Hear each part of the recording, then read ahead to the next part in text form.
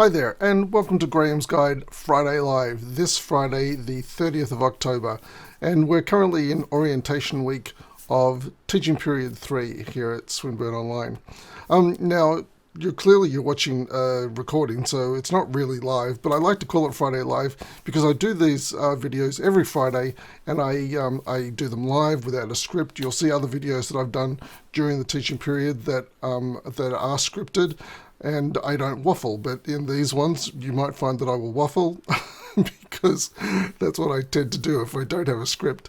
Anyway, welcome to the teaching period. As I said, we're in orientation week, so I want to give you some quick tips to getting organised so you can hit the ground running this weekend. So when I do these Friday Live demonstrations, I'm going to be doing a demonstration using the Canvas website or other websites that we might be using here during the course of the teaching period. So it's best to watch these Friday Live videos on a large screen. If you're watching it on your little phone, it's going to be difficult to follow what's going on. So anyway, let's get right into it. I'm going to cut across now to the demonstration. And here we are. Now, if you've just started at Swinburne Online, you may not be familiar with the dashboard. This is the course dashboard that you'll come into to access your courses. I've got several courses running here. I've got 9 courses here. You may only have 1 or 2.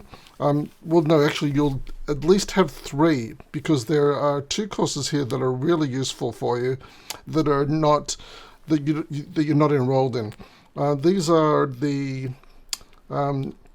Getting Started with Online Study. The course code is CAN10003. I highly recommend you work through this Getting Started to Online Study guide. It'll help you with some navigation through Canvas and give you some other hot tips for online study. The other really useful course here that you're not enrolled in is Tech Skills to get started, and I highly recommend running through that Tech Skills class as well. That one, the code is TEC10001.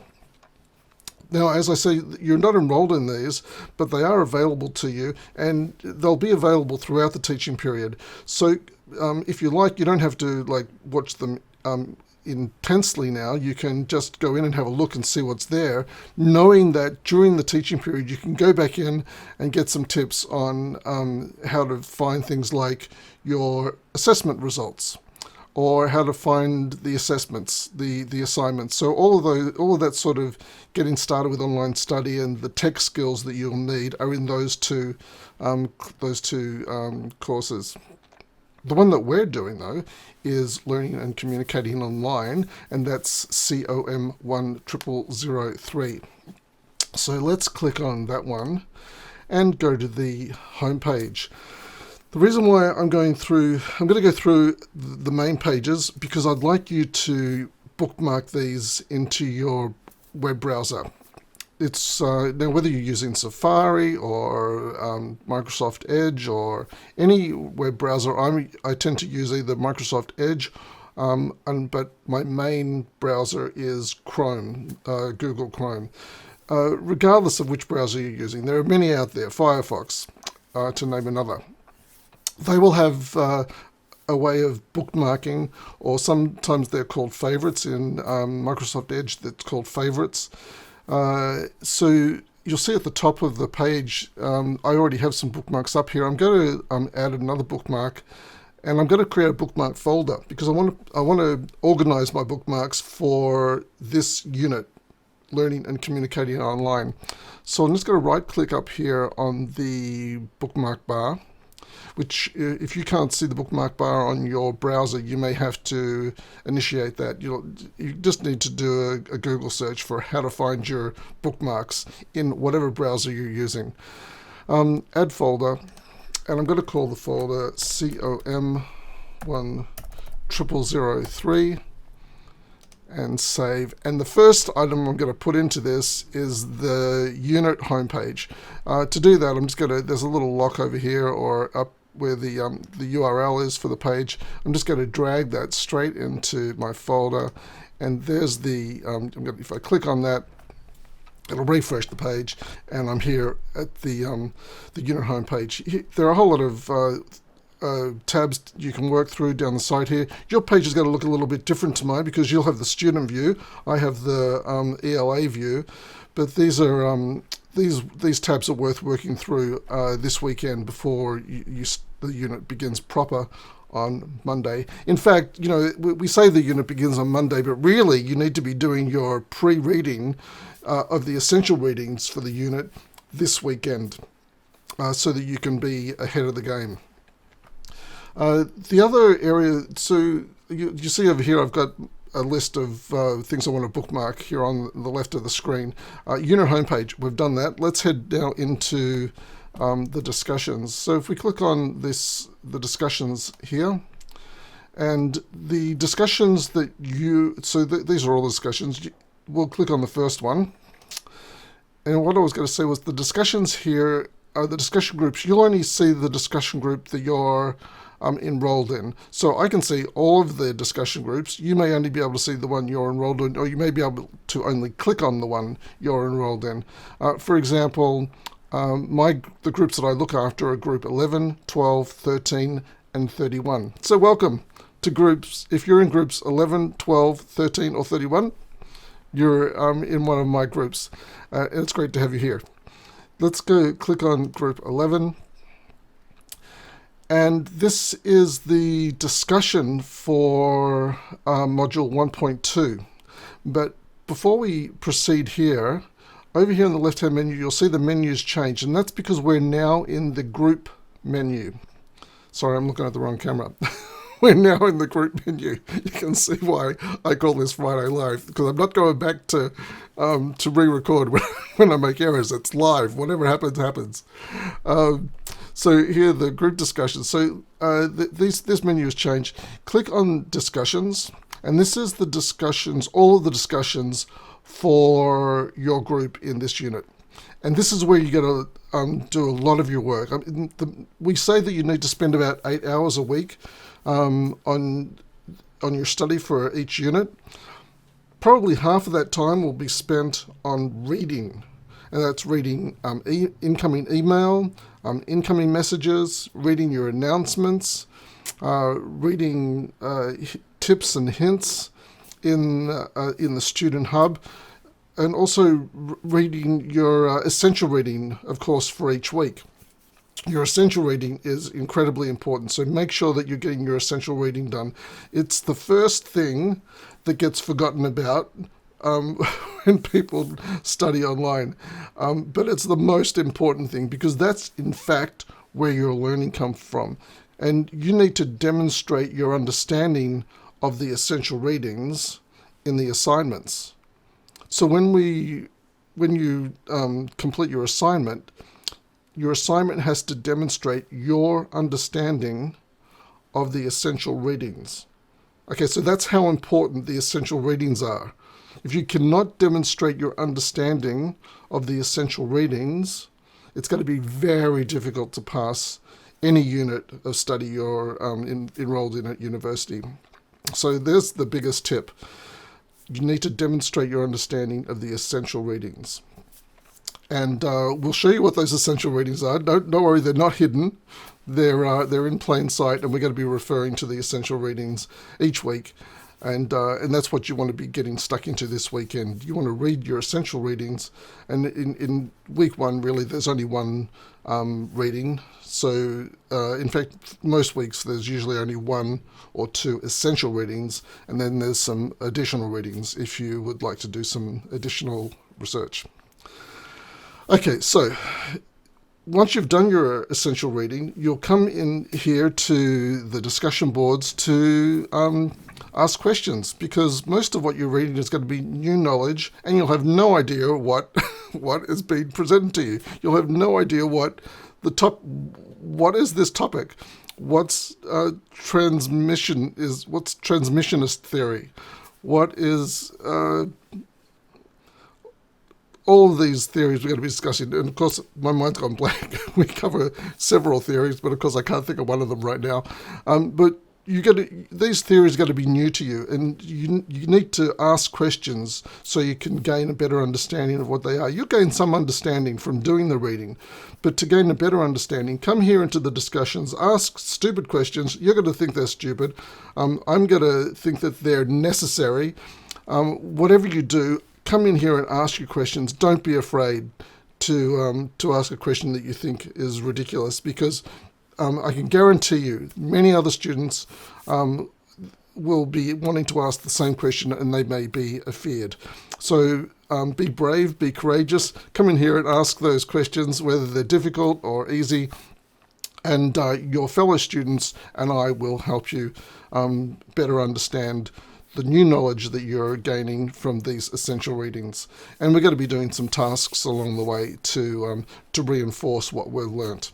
And that's really how we learn here at university, through collegiality and sharing our knowledge and bouncing ideas off each other to better understand the new knowledge that we're taking in. Okay, so this is the second page I want you to bookmark, and I'm going to go up here and grab it and drag it into that. Now we've got 2 in there. What's the next one? Microsoft Outlook. Okay, so whenever you log in, you need to check your comms, your communications. So here on the left-hand side, there's Canvas messages, and this is one sort of messaging that's common for informal communication. For more formal communication and incredibly critical communication, that occurs in your official student email account. Now, some of you will be forwarding your official student email to your personal account or to your work account, but you still need to log in regularly to your student email account, because very often when email is forwarded to your personal account or some other account, it can get lost along the way. The account that it's forwarding to may treat it as spam or as junk mail, and you'll never see it. And if you've coming up to a deadline, for example, if you've submitted an assignment and there's a problem with it, just say I can't read it because it's incorrectly formatted, I'm going to send you an email to your Outlook email address. If that email is not forwarded correctly to wherever you're forwarding it to, you've only got usually a 48-hour time to respond if I ask you to resubmit. So if you don't respond within that 48 hours because that email's got lost, big futska, okay? It's going to cause some issues. So make sure you're regularly checking your Outlook email. And this is what it looks like. You can go to the web address up here, outlook.live.com, and you'll need to log in with your student your student email address, and you'll have access to your Outlook email. And here on the left-hand side, in the top left-hand corner, all of the other Office apps are available to you free while you're studying. It's amazing. It's really cool. There are some Adobe apps that are free to you as well. But importantly, these Microsoft 365 apps will be available to you, and you'll be using them for Word. They're available whether you're using Apple devices or a PC. The Microsoft suite of apps is available to you, and that's how you're going to be becoming very productive here in your studies. So, and you'll find more about this in the student hub. So that's the third one I want to add. Now I'm going to add this one manually. How do I do that? Oh, maybe I'm not going to add it manually because I'm not sure how to do it. There's got to be a way. Let me have a look. Add page. I can add it manually. Okay, great. Let's do this together. I'm going to call it Outlook Swinburne, SOL, Swinburne Online. And the address is www.outlook.com live.com. Now the reason why I'm doing this is because, and save, and yep, there it is. The reason why I'm doing it this way is because I don't want to click on my Outlook email and you can see all of the contents of my email account. The one I showed you before is my personal, this is my personal Outlook email account, and I set it up so that it's empty with just this one email here. Okay, look, I think I've probably talked enough for this first getting started video. Oh, look, the other one I wanted to show you was the Student Hub. So this is the Student Hub. Student Hub at Swinburne Online. You can see the URL up here. I'm just going to drag that into my bookmarks as well. And look, there's some great information here. Just quickly, if you haven't gone to Student Hub, go and check out the Student Hub. This search bar is your best friend. So, for example, I've just done a search on essay writing to see what was here. So if I put essay writing here in the search and click on enter, well, I'm already here. So that didn't work very well. How can I empty that? Let me try a different search. Bookmarks, because I'm pretty sure bookmarks isn't going to come up. Oh, that's talking about Evernote. Actually, one of my next videos is going to be about Evernote, so that's good to see that. Let's go back to the essay one though. Essay writing and academic writing and presenting. Click on here and go down to essay writing. There's a ton of information here about essay writing, so if you're a bit nervous, what else is here? There's also going to be formatting and presentation.